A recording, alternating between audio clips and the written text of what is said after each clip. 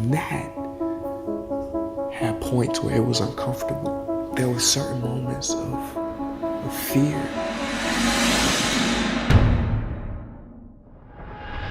So, what's up guys? Last day in Australia, decided to make a video because we're gonna do something really cool today. I'm really excited.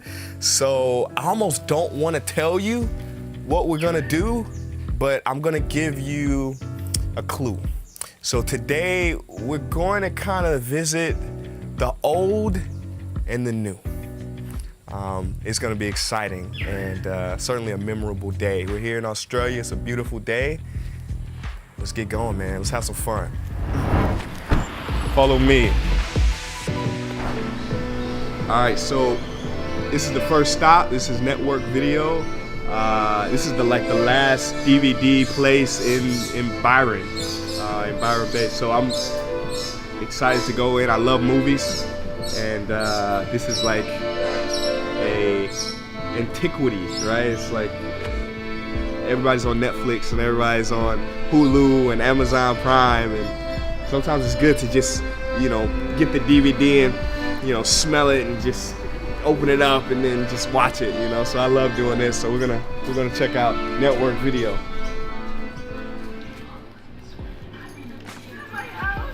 This is the movie Spike Lee one, right? So Spike Lee is like amazing. My favorite Spike Lee movie is He Got Game. He Got Game. Ray Allen, Denzel Washington. Amazing film. Amazing film. He should have won it for. Spike Lee should have won it for a couple movies. Do the Right Thing and Malcolm X. So I'm happy he finally got one. You know.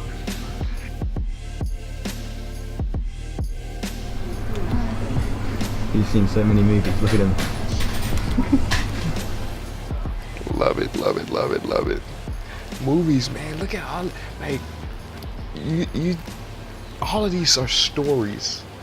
It's fascinating, right? It's like we love looking at the stories of other people. We make our own lives a story. Like, I think there's a great book, and it's called Make It Stick. And it talks about like how to make ideas sticky, and one of the ways is to wrap it in a story. Like our brains are like genetically wired for stories. I mean, that's why you look all around. All of these are stories. It's beautiful how the mind works, right? And it's like we love getting into other things that take us out of our own stories too. It's fascinating. All right, we have arrived, ladies and gentlemen. So at the start, I said we were gonna go from the old to the new. So as you can see, we are at the Freedom Float Center, float therapy and wellness. Super excited. I'm gonna get in a float tank today, an isolation tank, sensory deprivation, right? So all my senses are gonna be deprived. Essentially, we're gonna see what it's all about. So we got my man Benny in here. He's gonna kind of take us on a tour. We're gonna get into this flow therapy. Are you ready to go? I'm ready to go. Let's do it. So we're here with my man Benny. I'm so excited to be here. Let me ask you this: what made you do it? What made you get into this business, this industry, this realm? So basically, I had a very good friend who's over behind the counter, Asher, worked at a float centre in Perth, Western Australia. I was working away, flying offshore for long periods of time, and I found that once I'd come back from working away, I could hop in the float tank. It would really help me de-stress before I'd go to work, and then when I come back, it would give my body a really good rest. And the next day I would feel quite refreshed, my body would feel good, my mind would feel quite calm, rather than take 3 days, 4 days to get over the night shift and things like that. So that was where it all originated, and then from there I really wanted to create a community hub for wellness, health, and everything like that. Awesome, I love it. you know, when I walked in, man, I just felt good. It was just such good vibes, you know, the aroma, the colors, you know, it's just so beautiful and cool here, man. I've done a float tank before, not like the one you have.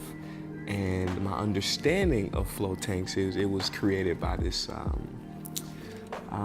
scientist, right? John Lilly. Yeah, right? yeah. And I know he did a couple weird, I think innovative things with, dolphins and extraterrestrials and LSD. LSD. Yeah. So let me ask you this. I know you just kind of explained that your benefit was more of a peaceful, a calming, a whole body, mind, just equanimity. What other uses could float tanks have from your understanding and knowledge? Military will use them for post-traumatic stress and also learning, because if you hop in the float tank and you do feel comfortable to shut the lid, turn the lights out, that's sensory deprivation. So if you do visualization things, so Stephen Curry's quite well known for using these, or the Golden State Warriors. Steph Curry uses it. Yeah, and they use them for visualization, so there's no external input and anything to pull your focus away. In the pod, if you can do visualizations, it's a lot more powerful. Rather than being here, all the noises and things could pull your focus away. 10%, 15%, we're in there. When you're used to that environment, your body's completely rested, you're not exerting any energy, plus you can harness that power of the mind. So that's a big one for people. Other people use it just for the physical pain relief or benefits like that. So the power of the mind in there is like, that's a really big one. That's what John Lilly was all about. Yeah. Altered states of consciousness and beautiful. Well, I'm excited. You ready? Can we jump in there? Sweet, can man. we see what's going on? Yeah. Let's do it. Okay. Cool. Here we go. Yep. So basically there's over 550 kilograms of magnesium sulfate or Epsom salt, which is what keeps you buoyant. So I really encourage people, the mind is quite hard it's a weird environment, so the mind can be, take a while to trust that you can stay afloat. Yes. This was something I experienced, so I found just laying back, letting the head and shoulders relax, really let your air out and let your body sink into it, and surrender, that's the main word, surrender, and then you can drop away in there. So that's pretty much all you need to know, and once you finish, have a rinse and come out and have some herbal tea and just share your experience. It's good. You're an awesome guy, thank you. No worries, man. All good. All right, well, sounds good. We're gonna do this. We're gonna hop in. All right, I think it's about that time. Me and this float tank, we don't have to get some serious business in. I'm completely naked right now too, so I don't think you want to record that though. I think that's, it's gotta be, or it could be censored. We're good. All right, man. All right. See you in 1 hour. Peace.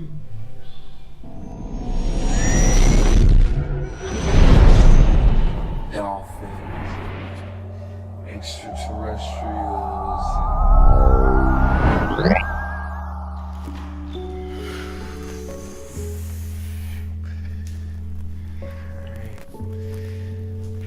Interesting.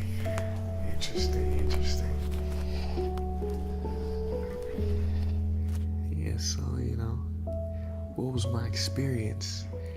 Very interesting.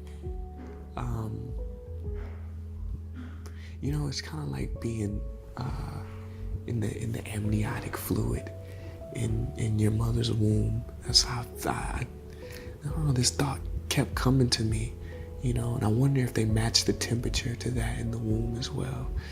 But drifting in and out of different states of awareness. And there's one thought that came to me was that I'm not sure if this will ever catch on to mainstream, right? it was a great philosopher who said that the root cause of man's issues on this planet, the root is not being able to be in a room by himself, right? Be comfortable in a room by himself. I mean, how many people, when they're in a car, they have to have music playing? They have to get on their phone.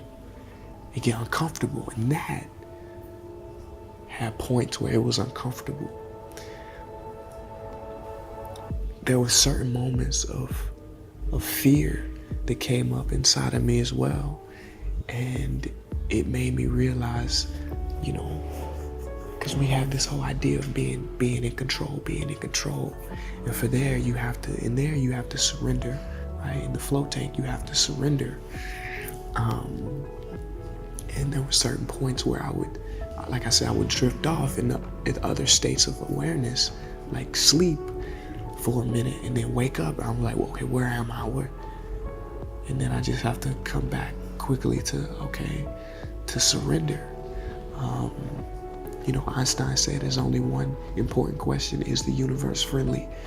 And so my main lesson, one of my lessons here, was that we have to surrender to the love of the universe, to the love of this greater intelligence, you know, and when we try to fight it, we just roll ourselves up into a ball, into a knot.